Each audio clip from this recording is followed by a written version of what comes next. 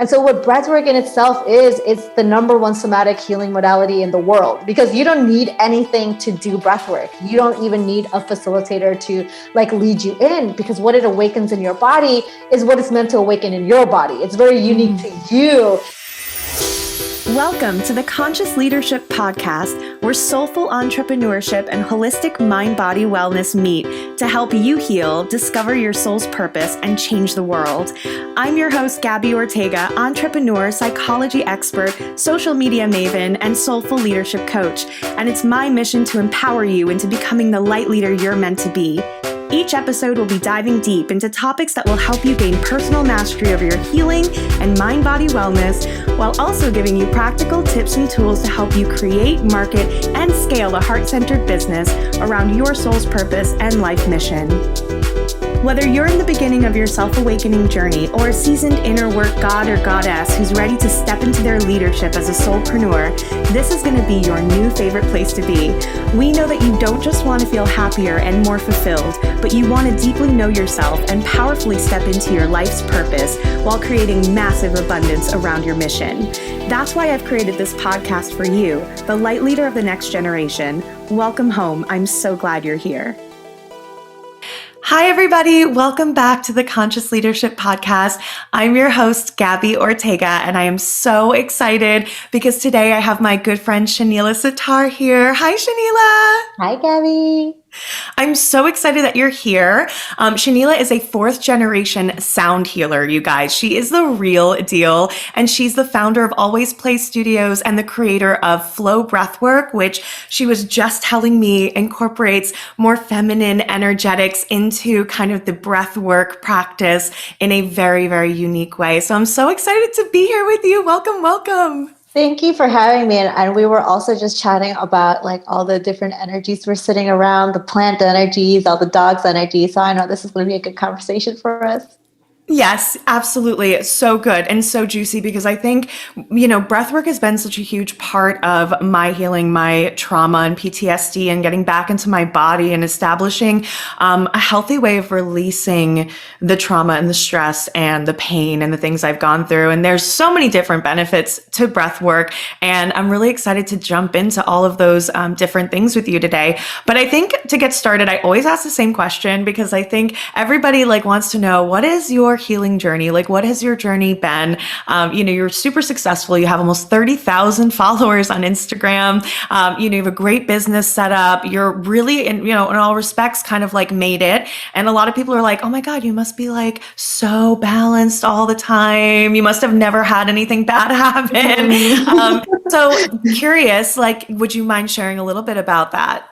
Yeah, absolutely. And you know what? It's okay, I'll let you know when I get to the end of my healing journey. You're going to have me back on so I'll be literally dead. That's when it ends. Yeah, when I die, I'll come back as a ghost. I'll be haunting everybody and still be unhealed and all of that. So just to preface that, it is a journey. And, my initial dive into healing and any kind of healing work wasn't actually intentional.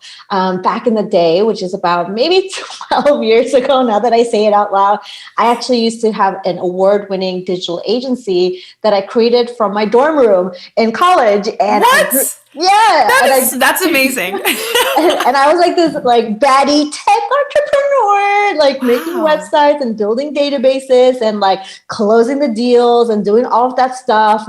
Had 6 figures, blah blah blah. Bought my house, all this stuff, and I'm 22 years old at this time, and feeling very accomplished and doing all the things, meeting all the check marks and having fun at the meantime. Because I don't want to tell you that I didn't have fun doing all of that, but I did find myself sick. I was relatively healthy in all sense of that word, in my young 20s, not partying, not doing anything harmful to myself, eating well. I'm an athlete. I play field hockey. I'm an archer. I'm generally healthy, but I found myself being sick in so many different ways. I started to have panic attacks. I was having these cysts in my stomach. My hair was falling out. I was fainting out of nowhere. My sleep was disturbed. I've always had chronic insomnia in so many different ways, and especially especially when you're at that age, when you're young, woman in your 20s, when you go to the doctor, they tell you like, oh, it must be stress or it's hormones or it's your period. And so everybody was like dismissing like my experience, like everyone was dismissing me. And so I've had very similar experiences. Like, that's really frustrating. I'm so sorry. It's frustrating. And like nobody necessarily teaches you how to take care of yourself. You know how to do all like this external stuff. You know how to do all the like goal getting, the milestone checking off all the boxes kind of shit, but you don't necessarily know how to take care of yourself. But intuitively I knew I needed to take a step back. And when I did, I kind of started to get better. And then I dove into psychology research, which is where I was for like almost another 10 years, looking at what keeps girls interested in math and sciences, looking at women's experiences in society, working with research teams all around the country. And then again, I found myself like being sick because I was like doing all the things, being very good at doing all the things, and then just like achieving. Even if those weren't my goals, I found myself sick again. And so I had to take a step back, and it's like, why am I like relatively this healthy person, but why am I getting the manifestations of illnesses in my body, and where are those roots from? And so when I stepped back, it really included me just being intentional about what I was doing in my life, rather than just going in a fast-paced like momentum, like goal getting or checking off the boxes kind of way. And it all started with me getting this like Tibetan bowl. And it all starts with the fucking sound healing too, right? Like, it's like you hear something that it's like pierces your soul and you're like, oh. Yeah. And actually I was actually at a music festival when I experienced my first sound healing, even though, you mentioned that. That's why I was at a festie with my bestie. And, you mentioned that I'm a 4th generation sound healer, but they were not practicing sound healing in the way that we see sound healing being practiced right now. They weren't using gongs and crystal bowls. They were in Bangladesh. That's where I'm from. I'm an immigrant to the United States. That's where I grew up. There's a different format of what sound healing looked like. But when I experienced sound healing at a music festival, I was like walking up to this tent with people with crystal bowls and gongs, and literally, Gabby, I was rolling my eyes to the back of my head because I'm like, what the heck is happening? I've been there too, and I'm like, look at these fucking weirdos. And now I am the weirdo. I was like, oh, I see. You were ahead of the times, man. I was just like rolling my eyes because I'm in this like very sciencey space. I'm in this tech world, like linear, logical, systematic ways. But it looked like everybody was taking a nap, and I'm always down to go take a nap. So I was just like, I just shut up and I laid down. And that was the first time in my life where I experienced like pure stillness, just like stillness in my head. And I'm like, what is that? Like, what is that? Like, what are you talking like that? Right? Like, I never even experienced that. And at that time, I also thought that to be quote unquote like somebody who meditates, you have to be, somebody who could go into the caves and sit on a mountaintop, and you're like so zenned out, and a fly flies through your face and you're so unbothered because you're at peace. And I'm like, no, girl, like that is not me. My head is like, and I have like all these different things going on. And that was the first time that I experienced just pure stillness, just quiet, just zen. And from then, I'm like, okay, my lizard brain is like, okay, let me go discover what is happening. What is the science behind that? What are the logistics behind it? What is happening? I wanted to like overlearn everything. But it really started with me actually going into this Tibetan shop, and I spent like 3 hours with my friend, like picking out the perfect Tibetan bowl, because I could tell like some didn't resonate with me and some did resonate with me. And at that time, I didn't actually know what that meant. But I picked out this bowl, and in the morning, I would ding it for like 30 seconds to a minute. And I would just let it do its thing. And at nighttime, I would just ding it. I didn't know what was happening, all the intricacies behind it. I was just like, just ding this thing and breathe for 30 seconds and go to sleep. And then I started to notice there was a difference in my sleep, and there was a difference in my mood. There was a difference in my reactivity. There was a difference in my energy. And so I started to look into that. And I would say that was like the catalyst of just like that big push up the cliff. Like, here you go. This is your gateway drug into healing. Because here you have this like Tibetan bowl that's doing all the thing. But yeah, long story short, that's where it started. And that's where it is.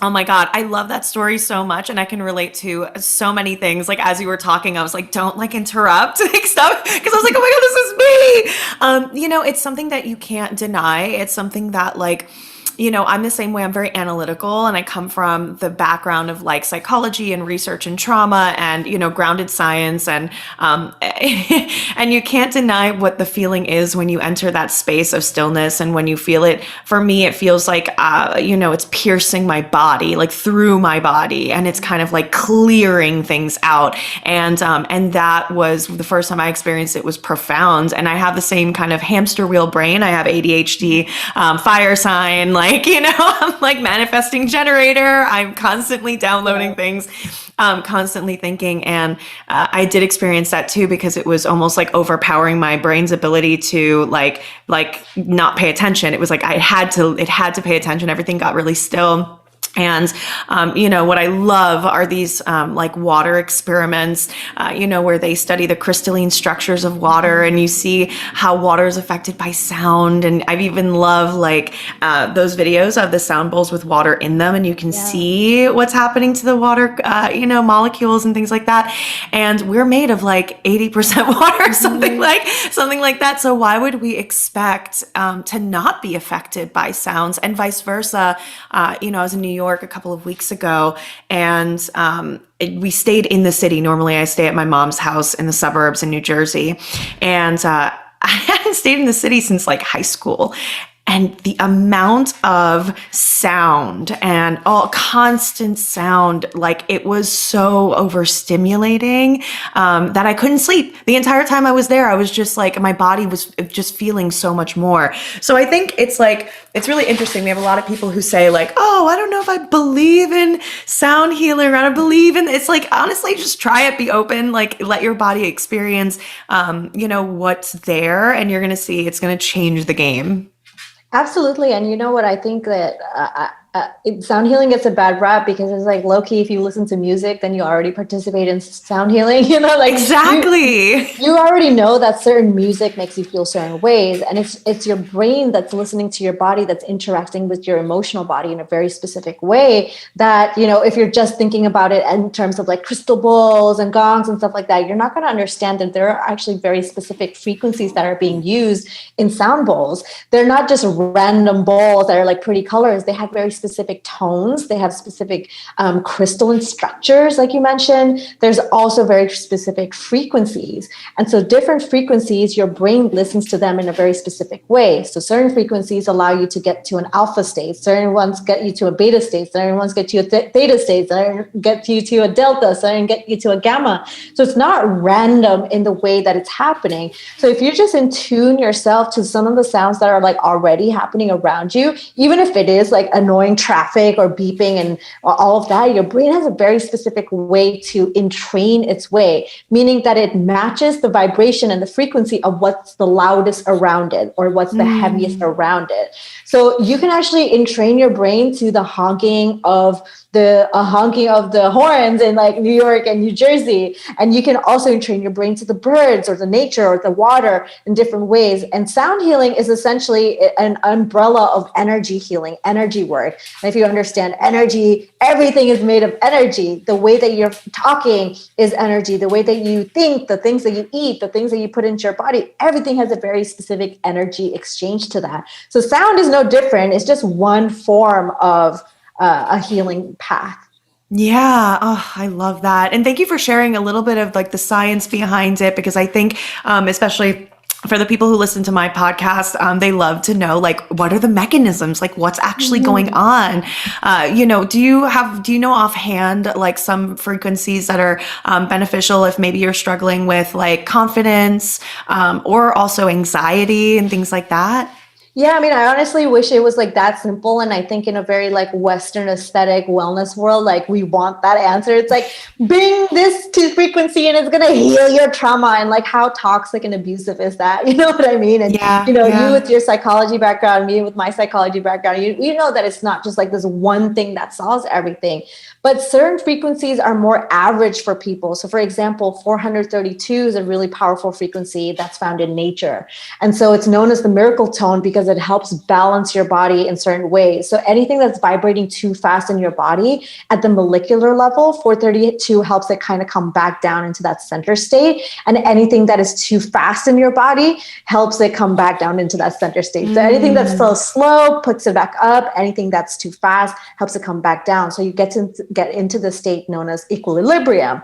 And so you may have heard about equilibrium or that Zen state or that flow state through traditional meditation or through dance or breath work or any other healing modality that's talking about this, like that state of peace, where you're just content, that ease. So 432 is a really powerful one that works for most people to get to that equilibrium state. And so now if you're vibrating in a place that feels like more low vibe, coming from, for example, if you look at a scale of 0 to 100, if you're feeling at like a 5, going from a 5 to 100 is like a huge leap. It's actually going to feel more painful to do that leap than to come to from a 5 to maybe like a 20 or 5 to like a 50.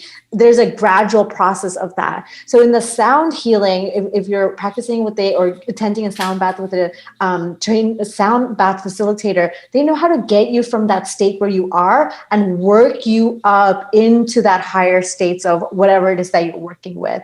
So for example, AlwaysPlay Studios, we do a lot of work in communities. We have programs in women's shelters, veterans legions, youth coalitions, and we're the first in Southern California to get grant funding from the state of California to bring holistic healing into clinical populations. What? That's huge. Yeah. And so, and this is like humble brag, and I'll tell this to you because as you mentioned, a lot of your listeners love the science. And I say, like, when you're dancing from the science and the mysticism and the metaphysical, lean into both those worlds, because you can flex your science background and get a lot of opportunities for yourself that you might not be able to if you were like distancing yourself from this like old version of you or old life of you that is like too linear. Because like, get that money, get that bread, get that head, leave, like they say that, right? Yes. So get that money and put it into your communities. But why I was saying that is, we have programs in certain places where you can't just come in with like, okay, we're about to open your upper chakras and do your like third eye. Oh God. We're in a community of like a women's shelter who is feeling ungrounded, unsafe. There's a lot of sexual abuse, sexual trauma. There's a lot of more serious things out here too. Like don't go off into 5D, 10D, 12D and leave people out here. There's a lived experience in that. So sound is the same way, that just because you play happy music to somebody doesn't mean like that all of a sudden they're happy. Sometimes it's about holding them in the space where they are, which might feel like low vibe to you, and then working their way up through the combination of different sounds, frequencies, entrainment, and a whole different process that helps you get into like that higher vibes. I love that. And it's like a very trauma-informed way of approaching it. It's like you're not just going to hit them with like the level 100 when they walk in, like, we're going to get you here right now. We're going to push it. It's like, no, I'm going to hold space for where you are and honor that. And then gently, with using like the tools and skills and the kind of intuition, bring it up into a space that's going to feel better, but also safely. Absolutely. And that's something that I feel like is sometimes missing from a lot of the, healing modalities and the healing work that I do in sound healing and breath work, is that like, we know what the outcome we want. So we want happiness, joy, and peace and love. And then we want to just like force people in there. And sometimes like, if you just hit people with it, like they're good to go. Like, let people do their quantum jumps in the way that they, they're prepared to. And at the same time, holding space for that journey to be true, because we know that, there's always been people in our lives that told us like, just do that, or just like get over it, or just like that just attitude doesn't work in intuitive healing, and it doesn't work in intuitive entrepreneurship. And, me and you, Gabby, both are intuitive entrepreneurs. We're the conscious leaders. Like there's an element to that feminine energy, which is about that softness, that yin, that holding, that attraction that isn't always met in some of the places that we've existed in previously. Yeah, absolutely. And, it's really just beautiful to kind of bring in this, different kind of energy into the space of the healing and the wellness. And when it comes to energetics and all of that, and also what I'm hearing too is like bypassing, right? I think there's a lot of, and from a therapeutic standpoint, there's people don't know what to do with pain and discomfort of other people. They want to fix, they want to jump in and they want to say it's okay. And just because they're uncomfortable with those, like holding space for those deeper, more painful feelings or experiences. And so what happens a lot of time, and I see this too, and it's so frustrating, is that kind of like, hey, let's just hit them with the get happy, get over it. Like, we don't need to but there is in that liminal in between where we are feeling really vulnerable and raw and we're going through things, there's so much power to be had in that space. And that is necessary for actual healing, because we can fake our way to happy any day, but does that last? No. Does that actually heal anything? Not really. Long term, what we're looking for is to get to the root. And to get to the root and work through that root and have it kind of like dissipate from there. So yeah, I think there's a huge problem with bypassing like toxic positivity. And I know we see it a lot on Instagram and on social media when things are in bite-sized pieces. And I don't know, do you have any feelings or thoughts around any of that? Yeah, I absolutely do. And I think any of the work that we do is really about the energetics. And you can always know things in theory. Like in theory, we should be happy, we should get over it, and you live and you die. Like that's facts, right? Like so in theory we know that, but what's the energetics beyond? Where are the energetics of what we're teaching and preaching and what we're living by? And so, part of what I train sound healers and I train breathwork facilitators, and part of our journey in doing that is I'm always like really serious about them being in practice of what they teach. So don't let me catch you be a breathwork facilitator who never goes to breathwork. Don't let me catch you holding space for, 10 million people when you can't even cry in front of anyone. Yeah. You can't even say that. And that balance might look differently for you in a different season of your life. But the part of it that becomes bypassing is that if we're only driving in one lane, but we're not driving in the other lane, or we don't ever look back and say like, am I ever going to, circulate this energy back into myself and really embody the energetics of what it is that I teach. And in the same way that you wouldn't go to learn guitar from a guitar teacher who doesn't know how to play guitar, like I don't trust you. So I wouldn't like to go to a sound healer that doesn't practice their craft or expand on their knowledge, or a business coach who doesn't own a business, or a different kind of mentor, right? Like everybody's like Instagram famous nowadays. And so it doesn't necessarily matter what happens on the back end. And, it's like, do you actually do the thing that you practice? And the part where bypassing comes from us is that we're trying to skip a lot of steps, and not because we are ill-intended. I don't think that everybody who bypasses is like ill-intended. I think intentions are important when we think about like how bypassing happens. Sometimes it's from our own experiences, sometimes because we just didn't know better. But in a world where we have leaders that are BIPOC, that are, diverse, that we're in the virtual age where we can learn, we have podcasts to listen to, like you're not stuck because you don't have access to information nowadays. You're not stuck because you don't have access to information, but will you take that time to educate yourself and feel through that discomfort of some of the things that you think that are actually contributing to inequality or, inaccessibility or whatever it is that it's contributing to? Maybe it's your bad because you didn't know, but are you doing anything to know about it? Are you doing anything to dismantle your own thought processes based in colonization, based in capitalism, based in, your upbringing, based in, things that maybe, are not directly your fault per se, but you have a role to play in that. So in a nutshell, I definitely think like all of us are guilty for bypassing in certain ways because we're stuck in our own ways of thinking too. We have our own biases and thought processes. We have implicit biases, we have explicit biases. And so all of those things will always exist because we're human. We can't expect for us not to have, any kind of influence on like the way we are. Like we are the way we are because of like we experienced shit in our life, and that's what brought us here. And so we can't be mad at other people for that same reason. However, and like there's information for people to do their research at the same time.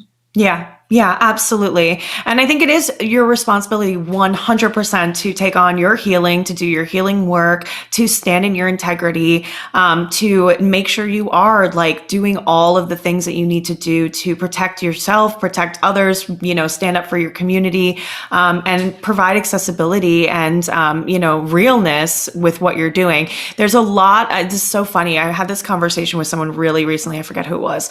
But there's a lot of people out there selling, services that they literally are not trained to do, but maybe went through one time, like a breathwork class, and now they're like doing breathwork, like workshops. And you're like, okay, did you actually like really do this work? Did you really study? Do you actually know how to safely do this? Or are you looking to just like kind of quickly jump to help people, even though you're well intended, but bypassing this entire process of actually doing the work to be able to do that ethically? So I don't know. I've seen a couple of, actually more than a couple of people doing this. And it's kind of scary a little bit. It's terrifying, to be honest. Yeah. And I'll lead that into, what's happening in my domain of, my breathwork facilitator trainings and everything, is that's exactly why I was motivated to create something that held people while teaching you the logistics, the conscious facilitation, the tech, the science, the indigenous history of breathwork that tends to be left out and bypassed in communities. And we've kind of just accepted that because there isn't like another place where we can go to learn that. And for example, you mentioned like the scariness of that. It's like there are groups of healers who claim that they've just like invented indigenous practices. There's groups of people. Oh my God, the worst, the absolute worst. and then they've also managed to, gatekeep that practice in such a clever, marketized way. And it's like, wow, like clever, like very clever, but how toxic and harmful. And I get a ton of facilitators into my trainings who are predominantly women. It's not exclusively curated for women, but who I tend to hold space for are predominantly women and female identified, and a lot of BIPOC, right? So there's a very unique experience of immigration, of cultural history, of, socioeconomic history, of violence and racism and trauma that is processed completely different in these spaces than in white health spaces, just to be honest in that way. Yeah. And the people who have come through from a lot of trainings who come into this particular container, they're surprised that it doesn't have to be that old way. And so we're in this place where we're also dissecting our own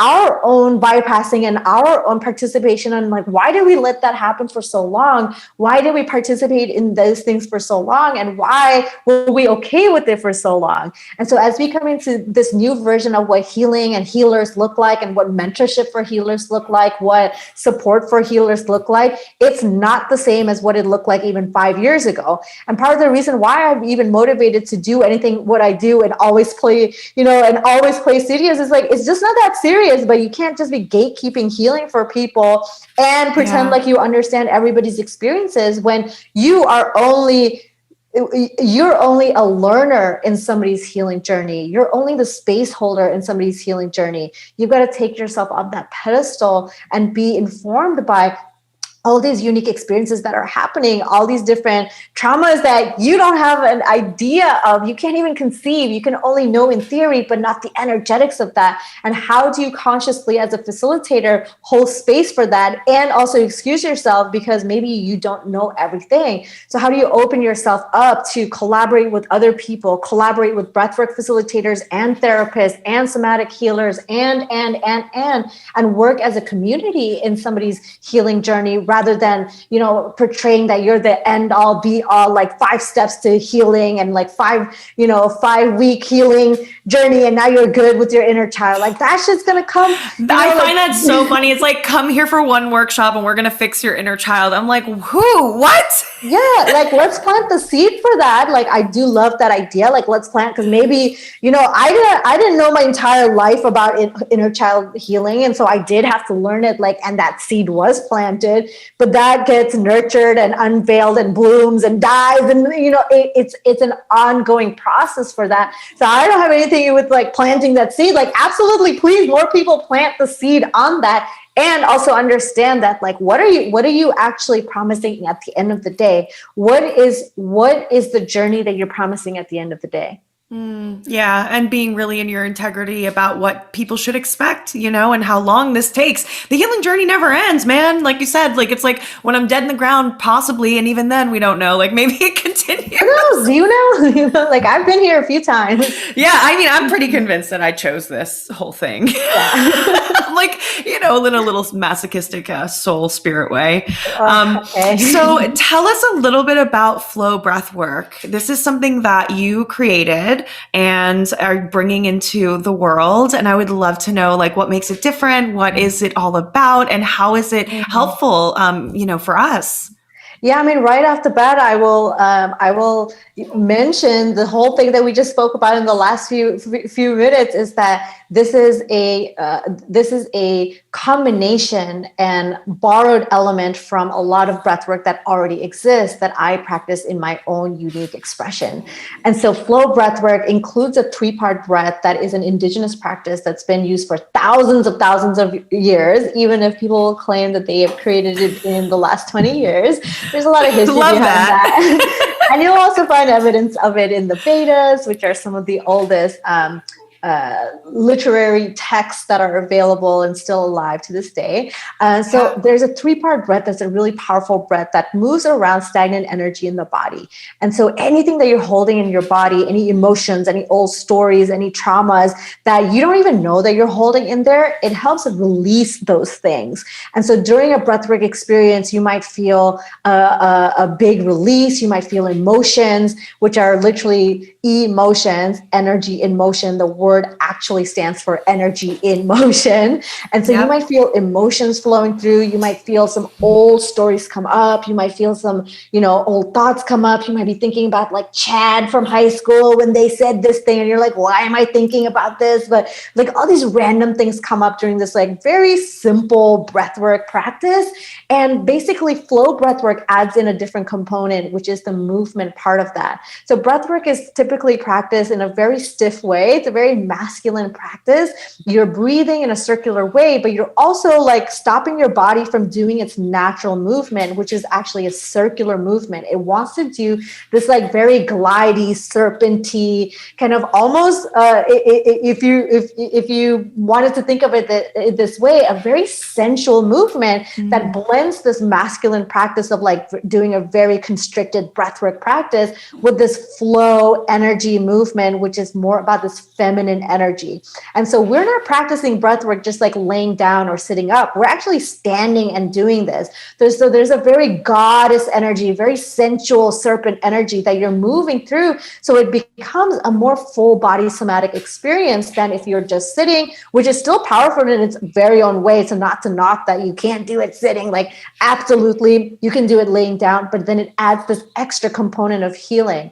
And so what breathwork in itself is, it's the number one somatic healing modality in the world, because you don't need anything to do breathwork. You don't even need a facilitator to like lead you in, because what it awakens in your body is what it's meant to awaken in your body. It's very unique to you. So you can do all the healing you want on like journaling and paper. You can do talk therapy to like help you, parse out things, but there's still information in the somatic body, the energetics of information that live in the molecules of your body, in the water of your body. And this is new information. We're learning that there's like memory in water, and you're 80% water. And so you're holding like a lot of stuff. That's not even yours. It might be from like a past life. It might be from your ancestors. So you're awakening a lot of stuff, a lot of stories that you get to heal through that you don't necessarily get to heal through in very traditional models of breathwork and very traditional models of therapy. It's a blend of all those worlds.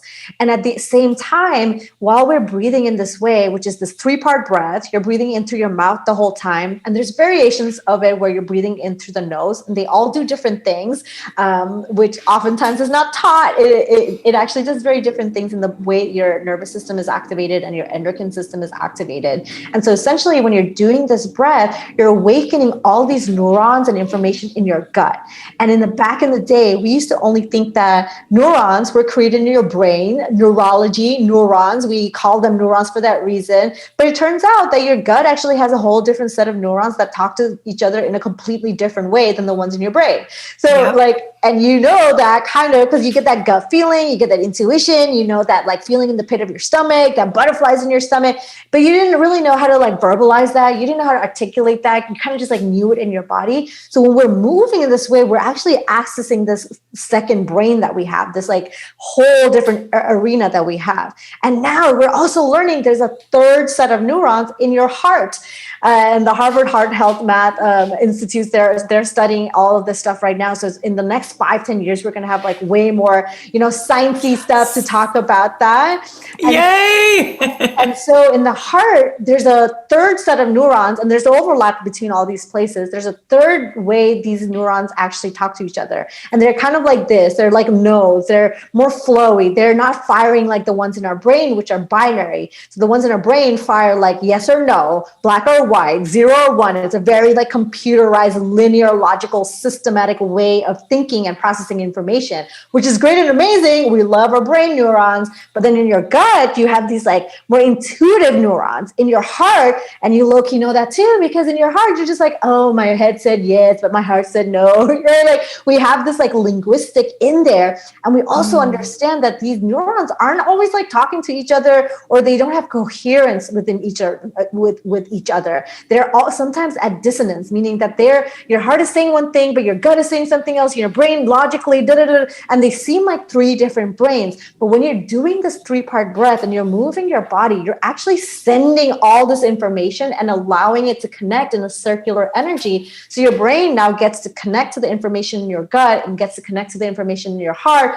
and vice versa in all sense of that direction. And so in this process, I call this flow, because like that's actually where you get to that flow state where you're not disconnected, where you're not just fragments of yourself. You're not just fragments of your head and your heart and your body and your gut and your thoughts and your experience. You're just this one person, like you're in this one integrated vessel. Yeah, integrated, right? Like you're in this one vessel, and at the same time, what flows through you like a river is the emotions, the energy in motion. And you also low-key understand that you process emotions in your body too. Like when you have that heaviness on your shoulder, it's not at your elbow, it's at your shoulder. When you have that heartache, culturally, regardless of what language you speak, what gender, sex, creed, universe you're in, heartache is processed at the center of your heart, not at the left of your spine where your actual anatomical heart is, but at the center of your spine. Universally, that's where it's processed. You get that gut feeling, it's in your stomach.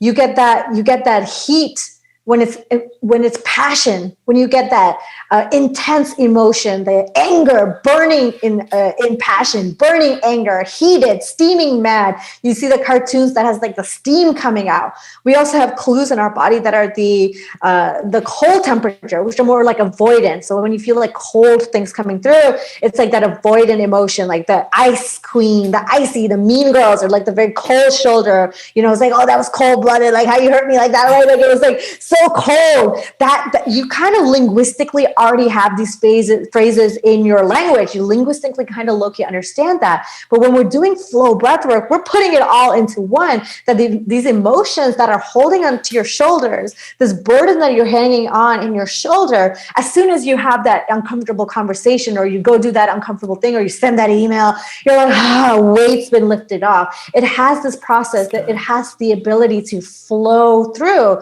And I always describe this energy as like a river, right? Like we have all these different energy centers in our body. We actually have hundreds of different energy centers, but in modern culture, we talk about the 7 main ones. You might have heard of them called chakras, and they're basically energy discs. And the way that I describe that is you have these energies spinning through your body all day long. They're never blocked. There's no blockages in a chakra. They're flowing like an endless river. So you have this river, it's flowing. And sometimes a big thing falls into the center of your river. And sometimes that big thing is like a big ass tree. like a pandemic or like a breakup or something that happened in your life, and you're just like, oh shit, like something's in the center of my river. But that flow of water didn't ever stop. That flow is still going. It's still going from point A to B. It's just going to have to figure out a different way to go through. It's going to go under this tree. It's going to go over this tree. It's going to start to cut through this tree eventually. It's going to go around it. It's going to find its way to finagle around this like big tree. And the thing is, like, it's really obvious when big things happen in our lives, like a big trauma or a big thing that we can see. But what's even sneakier for us is when it's little things that happen, like a leaf that falls into the river, which might be, you know, you not being able to speak up because like somebody always speaks up over you at work, or they always like tell you don't know what you're talking about. And it's just one leaf. And so you're like, oh, that was annoying. And I don't feel like advocating for myself. But like over time, a bunch of leaves keep collecting in that river. So one leaf was not dangerous for you, but over time, you've collected a bunch of patches of leaves that are sitting in this river that are actually in the path of this flowing water. And these are sneaky because that can manifest as a stagnant energy in your throat because you weren't speaking up. So now that sits in your throat. And so here, maybe you've manifested an illness like a thyroid problem or a sore throat or a cough that won't go away, something that is like always there, but you just don't have something to attribute it to. You might have, you know, that pain on your shoulder. It's that leaf pile that's on your shoulder because maybe you're like in a dynamic with a friend or a relationship or a partnership or a job that doesn't necessarily feel like it's serving you, but you haven't done anything about it. It's like this leaf pile that's collected over time.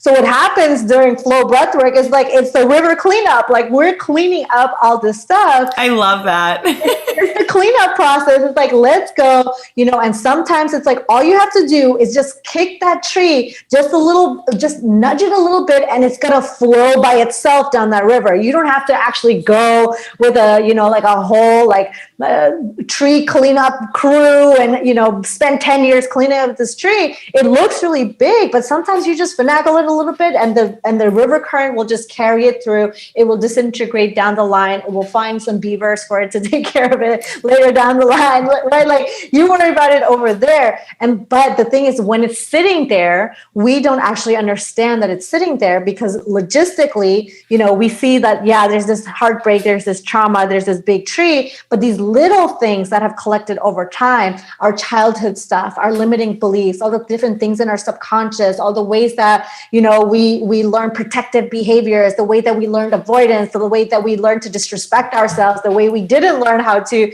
set boundaries, blah, blah, blah, blah. All these different things collect. And it's like, they don't actually have to stay here. And it would take forever to go and be like, okay, what is this leaf? And what is this leaf? And what we can do that if you want to spend the time and just like really go through that process. Absolutely. But sometimes you can just go and be like, yep, scoop up that entire pile and be like, do I need this rotten leaf? No, I don't. And then you go to the next part of your pathway and you see like other pockets of things that have collected. So what flow breathwork does, it helps you just do that on the subconscious level and on the somatic level. So you don't actually have to think about where that leaf pile is.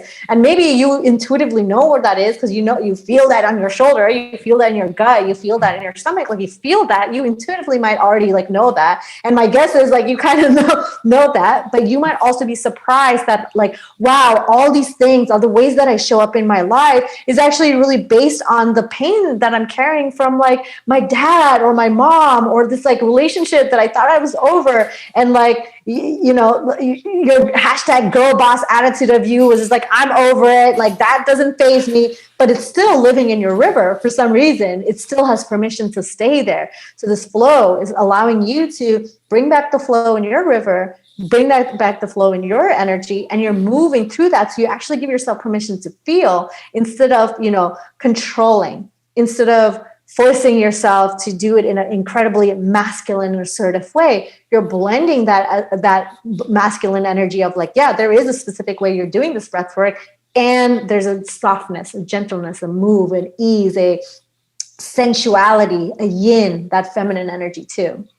Oh my God, this is so valuable. I'm just like soaking in this information, and everything that you're saying is just resonating so deeply. Thank you for just all of that. And I think, when it comes to kind of processing out our leaves and our gunk out of our river, it's so funny that we are so like in our heads, we're cognitive, we're like thinking about it, we're talking about it, and really it's stuck in the body, it's stuck in the energetics. And that was one of the biggest healing lessons I learned about why therapy didn't work for me, and why I stepped out of the traditional therapy model as a therapist and psychologist, because there needs to be an integration of this energetic, this physical aspect of the healing process with the intellectual cognitive aspect. Because yes, narrative is so important. Finding meaning from what we've experienced is so important. But that stuff, that actual what happened to us does live in the body. And we before we had language, our body was our number one information processing center. It's the most ancient way of processing information. Our brain developed last. Language, like think about pre-verbal trauma to children before they develop language. The only way to heal that as an adult is actually to heal it literally only through the body pre-verbally, because what they experienced happened to them before even their language developed to be a part of the experience. So because that language doesn't exist, they have to go back into just pure feeling and somatics and breath work and things like that. And they're able, I've seen, to just make incredible transformations. And these are people who have been in therapy for like 20 years, talking about it, and it's never getting better. And then all of a sudden they feel it in their bodies. They have someone work energetically on them. And it's like this release happens that they've been feeling forever. And then you see things like weight loss. Like for me, when I did breath work, I've been struggling with my weight my whole life. I've also been struggling with, because I was struggling with depression and anxiety, and I was bullied, and I have trauma, and like things that my body was like, it was protectively holding on to the fat. And I would do everything I could. It would come right back. It would always come right back. It would always come right back. And as soon as I started doing somatic healing, breath work, yoga, I started Kundalini almost like 6 months ago now. And just different modalities, massage therapy, dancing. Oh my God. Also just pure raging. I don't know if you've ever done this, but just like screamed. Yes. Like we scream a lot in breath. Oh my God. I did in the breathwork that I did, the one class that I took in New York that one time, and I need to do more of this, but it was so intense. I literally have been I've been intimidated to go back, I think, but it's such a release. It's a primal release that literally my weight left. I don't work out and I feel and look incredible. And I don't know, not that it's aesthetics and whatever, but I think it's just honestly a visual testament to me of wow, I am so much more at peace with myself. My cortisol levels are so much lower. I am eating from a place of, wanting to nourish myself and not harm myself or fill a void. So when I eat things that are good for me, and I love it and I enjoy it, and I eat cake too, and it's great, and I don't think about it. But for some reason, I'm able to do all these things and live in a way that's so much more, aligned with what makes me feel good. And I never think about my body image anymore, but it's actually now totally all the weight has come off, and I'm very healthy, and I'm back in a place where scientifically and going to the doctor, they're like, oh, you look good. Your stats look good, but it's not a concerted effort to change my body in any way. And I think that's for me, I put on a ton of weight after I was raped in college, and it was such a defense mechanism for me, I think, to keep people away. And because my body was so traumatized, as soon as I processed that out with somatics, everything dropped. It was so crazy. So I think it's just that's my personal experience. And there's definitely different things that have happened for me as well that are more internal, but it's always blows my mind. And I tell my fiance, I'm like, if only I knew the process, to get rid of the heaviness that's always on top of me, besides weight and just energetics too, all I have to do is just release it and stop thinking about it and trapping it in my mind, because that's not going to do anything, Wow. Gabby, thanks for sharing all of that, because it's such a powerful share too, because sometimes we want to over contextualize our healing, and we as our lizard brains wants the steps. We want to know that if I do this, then this will happen. But that's just not the human experience, and it's really just about being and feeling. And sometimes healing tends to be about leaving our body. We want to do all the let's connect to source and manifest and do our third eye and all this stuff. But it's like, okay, cool. But then like, what about the rest of it? The rest of it actually happens inside the body, not outside of it. It's like, sometimes you got to be here in the present, and that's where the information is. That's actually where the information is. Yeah. And so when you're participating in your river cleanup, you also know that just like your house, as soon as you clean it up, like it's dirty already. like you put your socks because there's more stuff that happens. Like there's going to be like, I hope your river is surrounded by all these beautiful, gorgeous trees that do shed their leaves, like that do, go through their own season. So there's always going to be a portion of you that has to come back and do this, but it's like nice if you do it consistently. So you don't have to be surprised that one day you're just like, ah, shit, like, like my river is now just this like dinky stream, and like I'm not getting what I want from it. So it's just like a consistent process of that. And two things that came up to me when you're mentioning, like the traditional therapy route, and again, to like not knock other modalities and other ways, because like after you do breath work, you should consult with somebody that you can help integrate this with, including a therapist who hopefully is also trained in somatic breath work and flow breath. There are more and more of us coming out of kind of that closet. Yeah, like it just can't be this like separated portion, like, the separated version, like do this or that. It's like all of it, it's like your plate of food. Like you don't only eat one thing, you get different flavors, and they work for you in different seasons of your life. And most of the people that come in through our facilitator trainings are therapists. And this is not by coincidence. This is not by just like random happenstance.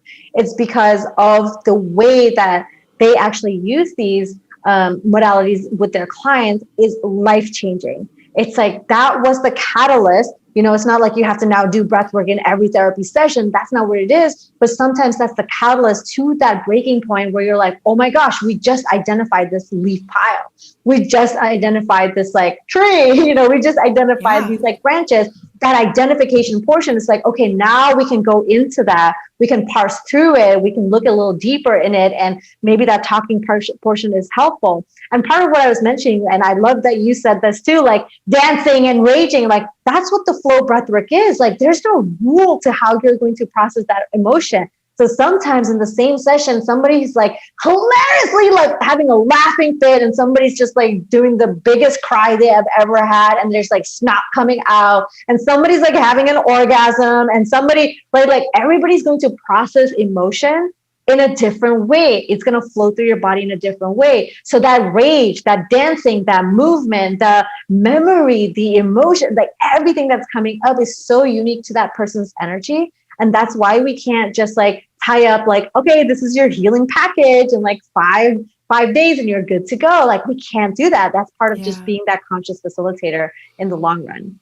I love that. And I tell my clients all the time, like, if you think about like babies, if you've ever seen a baby, it feels whatever it needs to feel. It's all intuitive. It's 100% intuitive. It feels into its body when something's going on, it cries, it screams, it moves, it like, so like their conscious brain isn't alive and aware yet. So that's the best example of like, this is exactly what we're meant to be doing. We're not meant to control how it comes out. We feel something, our body intuitively knows how to heal itself, how it needs to move, how it needs to process it out. These are tools to help you get to that space and get out of your own way, because we've liked to like control everything. But truly, like once we've like let go of judging what it looks like, what it, and just tune into what it feels like, then we access a whole other level of healing that, like you said, in combination with talking and talk therapy and narrative work and cognitive work, can be such a catalyst for changing your life. And I'm all about the and, it's like, how can we just put more tools in your toolbox so you have everything you need and you can figure out through trial and error and playing around, like what is my combination that works for me? Like what speaks to me, what resonates and what works. Because like you said, it's different for everybody. Exactly. And it's also, to be with facilitators that you trust can see you through that experience. And I know for myself, I've been in therapy. I've, done breath work with many facilitators and blah, blah, blah. And there are places where I'm just like, oh, wow, I actually have to explain to you like what BIPOC is, or, like a cultural difference. And as I mentioned, I'm an immigrant to the United States, and there's a very specific experience to that. There is a specific experience of being a 1.5 generation immigrant, which is like you weren't born in US, but you moved at a time where it was like your formative years. So I moved here when I was 10 or 11. And so there's a cultural battle in that. You're assimilating and also understand that you like don't fit in anywhere. And there's a different narrative to that and different type of healing that has to happen and integration that has to happen through that process. That is like, well, if you don't feel safe and be heard and your experiences are dismissed, that's also an extra trauma on top of that, for people who already struggle to quote unquote find their space or find their voice and find their seat at the table. And what we're doing here with Flow Breathwork is we're creating our own table, because healing has to happen in a different curation. And that we have to take away the very bro mindset of like healing and the capitalism of healing and the colonization of healing, the bypassing of healing, and also not to sell healing as a commodity. It's like let's empower our facilitators to practice in the way that's going to make sense for their communities. Mm-hmm. And part of what I mentioned before with AlwaysPlay Studios is like we have programs that facilitators have implemented in their communities that I could never conceive, because I lack that experience and I lack that perspective of my own upbringing to be able to do that with a voice that they've been able to do that in their specific communities. So there's, breath work for Latinas or breath work for Latinas who have this very specific experience. And I was like, okay, well, I wouldn't be able to curate that because I'm here, South Asian, right? Like I'm in a space that I'm having to curate my strength and my own voice. And am I being authentic to what I actually know about? And that is my lived experience and what I'm qualified in my experience to hold space for, and empower people to practice their work in the most aligned way for them, in the most impact for their communities. Like, how can how can I just prepare them so that they're going to be able to take off and take this into their communities in the ways that make sense for them? Yeah, that to me is like the definition of conscious leadership. The not gatekeeping, the sharing the language, sharing the love, like sharing the knowledge, and like being like, hey, take what works and like make it yours and make it applicable for what you're trying to do in your corner of your mission. I like to think like all of us healers are out there and there's like a big marble block of the world that we're trying to create, and we can't do all of it, but each of us has like a small little, like I have the fingertip and you have the little earlobe, or you have this, and like all of us have like our little segments that we're working furiously on, and we're going to make them the best little sections, and then together it all comes together. But that can't happen if we're just giving people just a formula to follow and not actually taking in the nuance of different lived experiences and perspectives. And we could go niche down, let's say, into like all of these very, very specific experiences, and we need people for all of them. We need people everywhere. So if you're a healer, if you're somebody who's looking to get trained, and be really ethical in the work that you do and accessible, and really, in your integrity, then definitely check out Shanila's program, her community, her Flow Breathwork is incredible. And I know we're not selling here, but I'm actually just very excited. Like I want more people to have access to all of this, because it's true. Like, with these skills, then you can go out and create your bubble of healing in your community the way you see fit.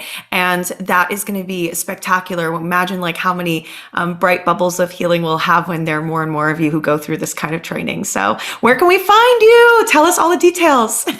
Yeah, thanks for all that plug. I appreciate all that. It's important, it's important. It's hard to find good people out there who are doing really, really good work. And that's something that I'm very passionate about. I only have people on this program that I truly, I know them through somebody I really trust. And, I really admire and appreciate all the work that you're doing. Thank you, Gabby. I really received that. And, it's all about working together in collaboration with each other. And it's like, okay, we need more people. I think we get caught up in our own little worlds and just think that there's like too many breath workers or too many sound healers. It's like, go outside and ask how many people know what breathwork is, right? Like, exactly. We need you to spread their voice. But yeah, you can connect with me on Instagram at Shanila.Sattar. If you're interested to get trained in breathwork and flow breathwork, you want to come attend classes, you want to connect with our community, go to AlwaysPlay.org, and you can find trainings, immersions, masterminds for healers, support. I also run a year-long healing arts practitioner program where I train you in breathwork, I train you in sound healing, and I also train you as an embodiment coach, all in a 1-year journey. So you get to have that long-term support and mentorship from me. And you can also listen to my podcast. It's called The Playground. You can find it on Apple, Spotify, blah, blah, blah. And we talk all about spiritual exploration, intuitive entrepreneurship, and personal development. Oh my God, yes! So many things to take advantage of, you guys. And I'm sure this is not the last time we're going to be hanging out because we both are friends with Melissa Ruiz and we're all talking about joining forces, creating things. I don't know. So we will definitely be talking more in the future about all the things we're going to do. But you guys, like, go check her out, follow her, join her community. I think I might join that 1-year mentorship. Like, we'll talk because it sounds incredible. And thank you again for taking the time to really share your heart and your wisdom with us. Is there anything that you'd just a last like tidbit, little like inspirational thing? I don't know, anything that you'd like to share as a sign off with our audience? Yeah, don't take yourself so seriously. Like, have some fun, play a little bit, and you'll be good to go. That's my advice. Yes. And I second that very strongly. I find that my most fun also equals a lot of healing. So go for fun, go have joy, experience what life has out there for you. So yes, until next time, we'll drop all of Shanila's information in the in the captions, show notes, things. And that way you can go find her. And thank you again for joining us. And we will see you guys on the next episode. Bye. Take care. And that's our episode for today, guys. Thank you so much for joining us at the Conscious Leadership Podcast. I'm so excited. This next year, 2021, is going to be huge. We have so many guests that are coming on that you are going to love. I'm going to be doing some more solo casts and Om Therapy coaching. We have so many things rolling out for you. Retreats, another round of Ignite starting in May, another one starting at the end of the summer, a mastermind, and so many other things. So be sure to stay tuned with us on Instagram. Follow me at om_therapy_coaching and stay tuned for so much goodness coming up. As always, I would love to hear your feedback. Head over to iTunes and leave us a review, and I would love to give you a free copy of my subconscious reprogramming workbook, and that is absolutely free. Just send me a screenshot of your review and on Instagram, and I will be so happy to send that over as my gift for you. And I am sending you so many hugs, so much love, and I hope that this week you are able to find just a little bit more joy in your life. Have a good one, guys.